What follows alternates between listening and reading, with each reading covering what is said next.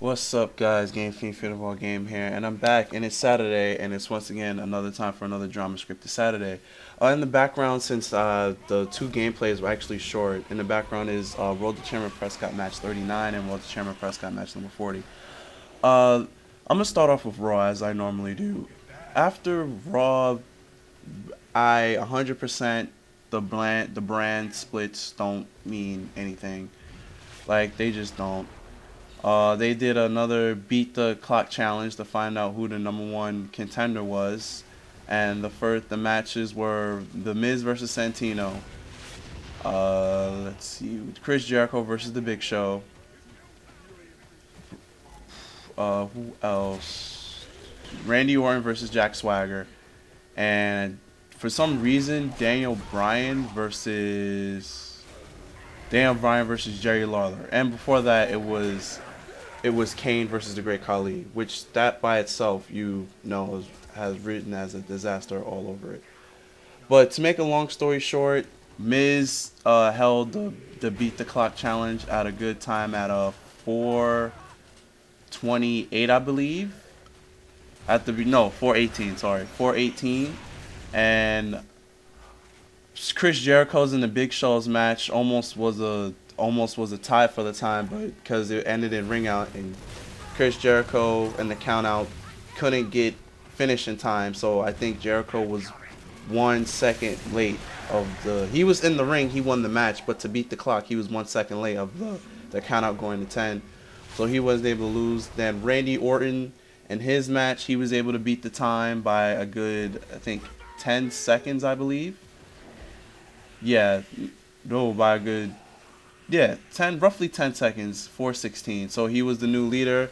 And then the match after that was Khali versus Kane, which time ran out, and then Kane wound up just choke slamming Khali at the end of everything. And then Daniel Bryan winds up beating Jerry the King Lawler, and he wins the clock challenge by a far margin, but like a good 2 minutes. Which was wow. And then you start to realize that Daniel Bryan is the #1 contender for the WWE title, and CM Punk is the WWE champion. So we get an Indies, two people they both started before ROH, but two people that did it big in ROH, and CM Punk dabbled a little in TNA, and then to make it here, they're both going to be at a main event at the next pay-per-view, which is Over the Limit,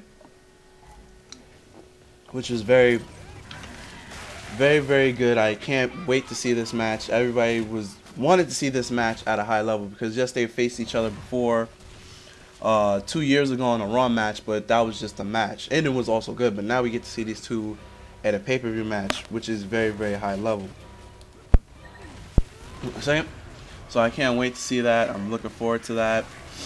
But if you stop to wonder, wait, isn't Daniel Bryan a SmackDown superstar? Yeah. So now he's going for a Raw title, but he's on SmackDown, which goes to my opinion that the brand split don't mean anything anymore, because since there's one, like I said before numerous times, since there's one general manager that hosts both stores, the brands being split don't mean anything anymore. As you saw, Daniel Bryan was on both shows, so they don't mean anything anymore. We have new tag champs. Yeah, Kofi Kingston and R-Truth with Little Jimmy beat the Colons, or the Colones. They beat Epico and Primo. And I'm looking at Kofi Kingston, I was like, wait, he left one tag team partner that was a weed head to get another tag team partner that's a weed head? It's just, is WWE doing this to Kofi Kingston on purpose so they can't promote him on his own? I just don't know. Like, every time I look at Kofi Kingston, it's just like failed talent. Well, it's not failed talent because he actually does his work. It's just that WWE themselves has dropped the ball with him. I just don't see it. In other Diva news, the Bellas got fired, but they didn't really get fired. Their contract expired earlier that day. So the easier way and the easy non-creative way to write them out of any drama scripted story was to just say you're fired or kill them. But I've never heard of a storyline in WWE where divas have died storyline wise. So yeah, Layla just got him in a squash match, beat them, and they just post on WWE.com that they're fired. But they're not fired, their contract just ran up and they didn't want to resign. So yeah, storyline is they got fired. Real life thing is their contracts ran out. What I don't know 100% is I don't know if Beth's injury is real or fake. Because people got dirt sheets saying that it's fake, and then she posted a picture of her foot actually being hurt. Like maybe it was like the timing of her getting hurt and Layla coming back could be coincidental. Because everybody was, when she got hurt, everybody was thinking Karma, and then it turned out to be Karma, it turned out to be Layla. So on that one, I honestly don't know for myself. Maybe if you know the 100% details if she's hurt or injured, please let me know in the comment section below. And going on to the main event, what happened at Extreme Rules, which was Brock Lesnar and John Cena. And Brock Lesnar was a total monster throughout that match and destroyed John Cena, but John Cena won at the last minute. Keep in mind, people, that he did that last year at Extreme Rules when The Miz beat him like a government mule up and down the ramp for the first 16 minutes of the match, and then the same thing happened last year.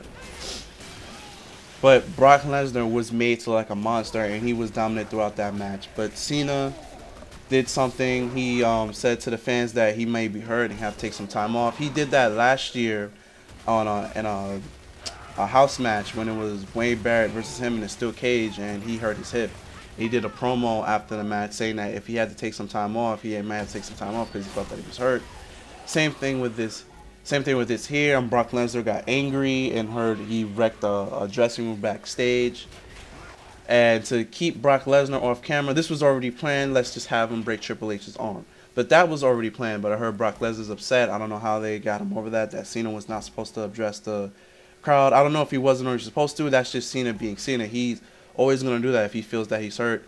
And yes, he's had to rest him. I don't know if the shoulder is the real injury, but he still never recovered fully from the hip from last year, and he's recovering from a lot of neck trauma. So he deserves his vacation. We're probably not going to see him on TV, probably the Raw before Over the Limit. Does he deserve some time off? And some other unscripted news is that The Miz is going to be the star of the Marine 3. Going on to Impact. Impact started off was like, I've seen this 2,000 times already in my past 22-year-old life. It started off as Ric Flair, Hulk Hogan in the ring cutting promos on one each other. We've all seen that too many times over the past 30 years.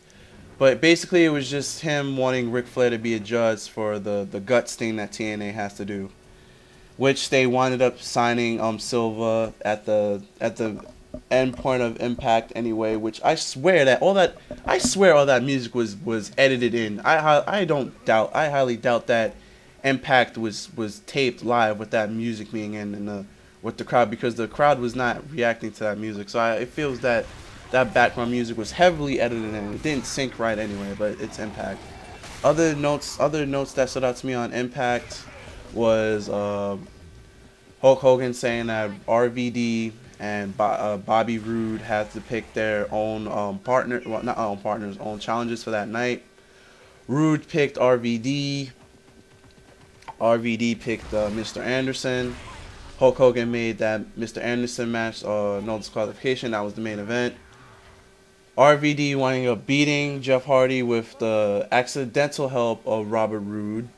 As you saw, he hit Jeff Hardy with the title when Jeff Hardy Irish stripped RVD, but RVD reversed it and wound up hitting, and then Robert Roode wound up hitting Jeff Hardy in the back. He had no idea.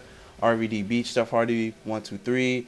Then in the last match, which was no disqualification, Jeff Hardy comes out to help Mr. Anderson, and while Mr. Anderson is unconscious, Jeff Hardy takes a chair to Roode, and then while he tries to go over to help and Mr. Anderson up, Mr. Anderson knows Jeff Hardy. He gave him the mic check. Then Roode just hits him with a steel chair and finishes him with 1, 2, 3. And then Rob Van Dam comes down at the end of the match. Roode leaves, then comes back, and then KOs everybody with a steel chair, and that's how Impact's ended. Other side notes, there was a knockout tag match, which is Gail Kim and the Queen Master Reign versus Miss Taskmaster and Velvet Sky. And not Velvet Sky, Miss Taskmaster winds up pinning Gail Kim with her own move, Admit Defeat, which is a very, very gimmick and catchy finishing move for her finisher. Other notable things, it's officially going to be a match at what in the world? Oh, Sacrifice. I was about to ask what in the world is the next TNA pay-per-view, which is Sacrifice, which is May 13th. It's actually going to be a match. It's going to be Austin Aries versus Bully Ray Dudley. No titles on the line, obviously, because there's actually a weight limit on the X Division title. That whole thing a while back with Abyss about losing. So they actually stick with that there is an official weight class on the X Division title. So there's no title on the line. This is just the whole. I don't see what Austin Aries. Like I said before, I remember talking about this a while back. I don't see what Austin Aries gets out of this. I honestly don't. But that's TNA booking for you. I don't see what. Oh, another thing about TNA booking.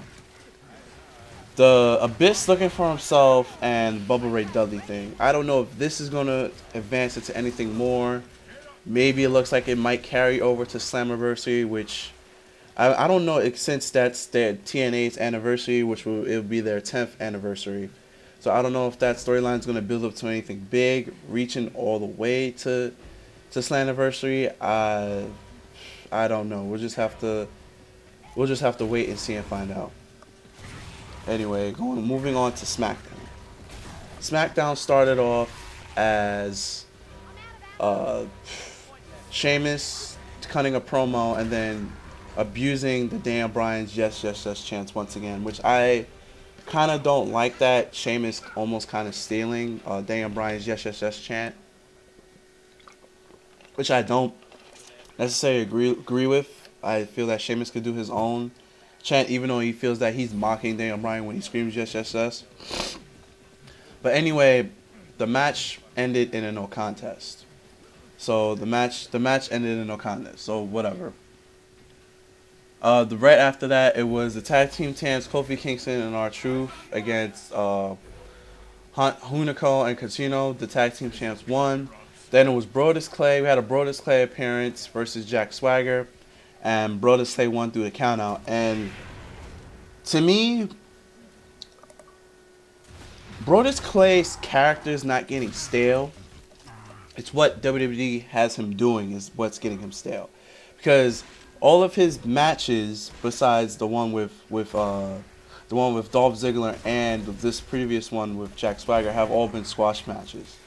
With his new gimmick, he's currently undefeated. Which they need to give him a formidable opponent, like an opponent that can actually fight back and finally like strike some fear into him actually losing. But it seems like now he's just marketed for the kids because now after his past 2 matches, he just gets the younger crowd of the WWE universe to come into the ring to dance with him. But that's my opinion on it. I'm not the billionaire. Vince is, so obviously he knows what he's doing more with his own company than I would ever do if I had my own wrestling company. But that's just my opinion. My opinions on it, that he's getting stale. Ryback with another dominant performance. He went against Derek Bateman, and I'm honestly a fan against Derek Bateman way back to the NXT days. But another squash match. Ryback won. Yeah, nothing new there. They need to build him up with enough credibility that he can actually go against a formal opponent as well. Because even that's getting stale. He keeps saying, "Feed me more." So can you feed him somebody that can actually fight back? I would obviously enjoy. I'd love to see that. Other things that happened: Randy Orton and Big Show versus Kane and Cody Rhodes. Randy Orton and Big Show won. Divas match. Layla defeated Natalya, and then they did a rematch from the first match. Sheamus defeated Daniel Bryan to retain the World Heavyweight Championship, which I don't see the point in that because you know that Daniel Bryan was going to lose since he's the #1 contender for the WWE title at Over the Limit versus CM Punk, which is going to be a great feud.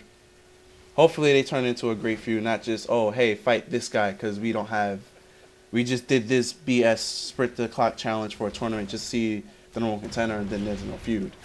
Like, I want them to have a feud because obviously their history dates back well into the Indies. So hopefully they'll make a good feud out of it. Not at the